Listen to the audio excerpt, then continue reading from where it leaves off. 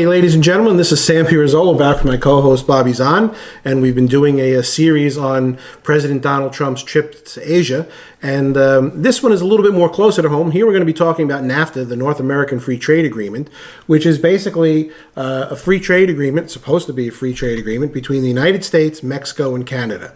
Bobby, what's going on there? Well, as we all know, the president, when he campaigned, hit NAFTA pretty hard. Very much in the vein of Ross Perot. He didn't think it was a very good deal for the United States. So he promised that he was going to change or pull out of NAFTA.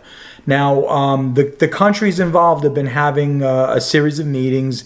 I think they're through 5 of the 8 meetings that they have scheduled. And our 2 trading partners, Mexico and Canada, are not very happy. They seem to believe that our demands are very unreasonable. So give me an example of what our demand is. An unreasonable one. Well, from their point of view. we have several demands that they believe that are unreasonable. Like, for instance, we're asking for a sunset clause, which gives each party an opportunity to not agree to continue it, in which time it would end over 5 years. Therefore, the sunset clause. The president wants to reduce the trade deficits. He says that if we're going to have a free trade agreement, in North America, it's not a bad thing, but we have to get our slice of the pie. And so you mean they're upset that we actually want to make money selling goods to their country? Yeah, they're upset that we want a fair shake. Perhaps my favorite, to be honest with you, is Canada is very upset that we don't like that they have a closed dairy market. So we want to open up their dairy market to our dairy goods. Right now, within this free trade agreement, Canada says we cannot import or export dairy products. We cannot sell milk to Canada. We can't sell milk to Canada. All right. So, another thing, since we're kind of talking about milk, there was a clause or something called COOL, C-O-O-L, which gives the right for American citizens to know where their food comes from. Right. I mean, I'm sure you remember when you used to walk into the supermarket, the fruit said it came from here, the meat said it came from there. All the time. And the reason that was like that is because our Congress, in response to what Americans wanted, passed a bill, and the president signed it into law, saying that all these products had to be marked with the country of origin labeling.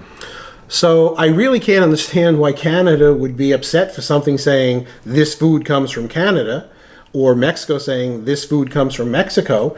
But there was another problem, and this is talking about giving up our sovereignty in the international courts of law, where what happened? They took us to court and we lost? Yes, actually, Canada took us to court, and the court that they took us to was not the United States Supreme Court.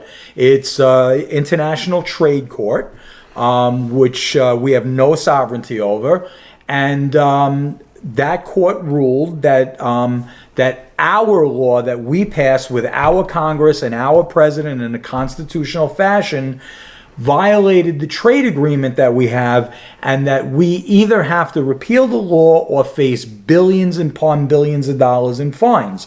So, with no other alternative, Congress passed the repeal bill and the president signed it.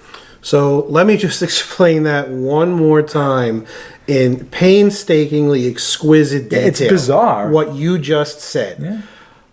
Americans in this country want to know where their food was coming from. That's right. Congress passed a bill that said if food is going to be sold from... A constitutionally passed bill. That has to have a label of origin.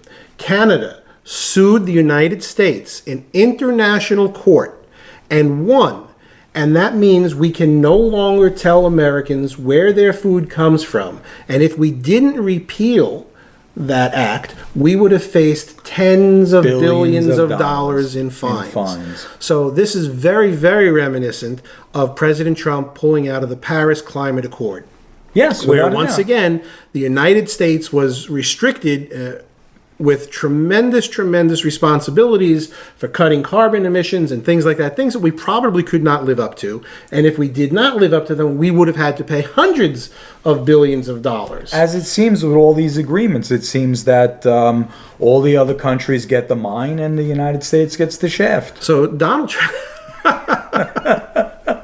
So Donald Trump is once again trying to stop global welfare, and just like it is here or anywhere else, if you're on welfare, if you're receiving the cream, you do not want that to stop, and that's what all these countries are screaming about. That's right. Is there any welfare program, be it a personal welfare program, a government welfare program, a corporate welfare program, where the welfare recipient wants the spigot shut off? Never happens. And this is no different.